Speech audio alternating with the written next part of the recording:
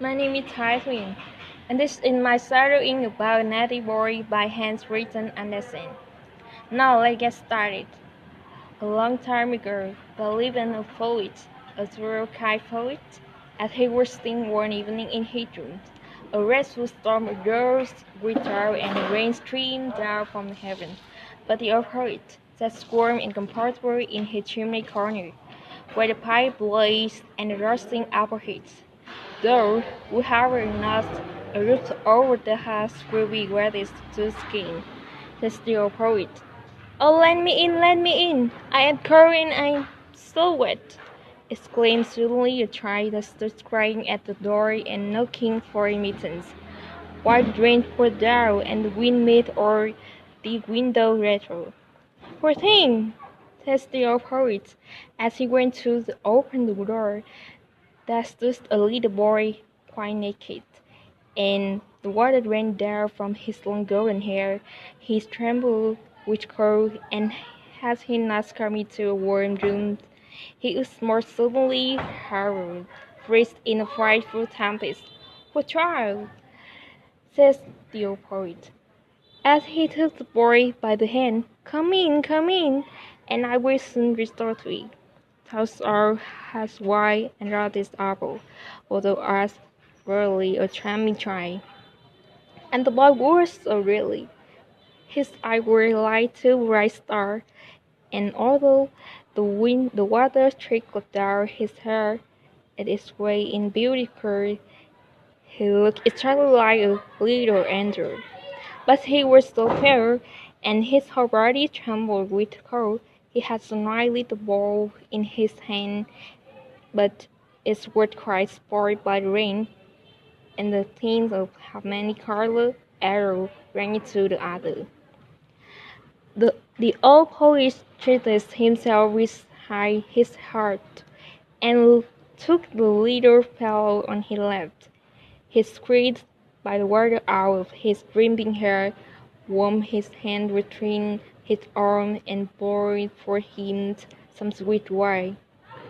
Then the boy recovered his cheek again rosy. He jumped down from the lamps when he was sitting and danced around the old poet. "You are married, fellow?" says the old man. "What's your name?" "My name is Cupid," answered the boy. "Don't you know me?" "Just like my boy, it's a squirrel. I can assure you. Look, the weather is now clearing and the moon is shining clear again through the window." "Why, the boy is quite spoiled," said the old poet. "That was sad indeed," said the boy, and he took the bowl in his hand and examined it on very side. "Oh, is it right again? And it hard not hard at all. String is quite tight. I will try it directly." As he bent his bow, took aim, and shot an arrow as poet right into his heart. "You still know that my bow was not spoiled," said he, laughing, and he ran away. The naughty boy saw the poet in that way. He would have taken him into his warm room, would have treated him kindly, and would have given his warm wine and very best apple. The poor poet lay on the earth and wept, for the arrow had really flown into his heart. "How," said he, "how naughty a boy Cupid is! It's with our children about him that they may take care and not play with him, for he only calls them sorrow and many-hearted."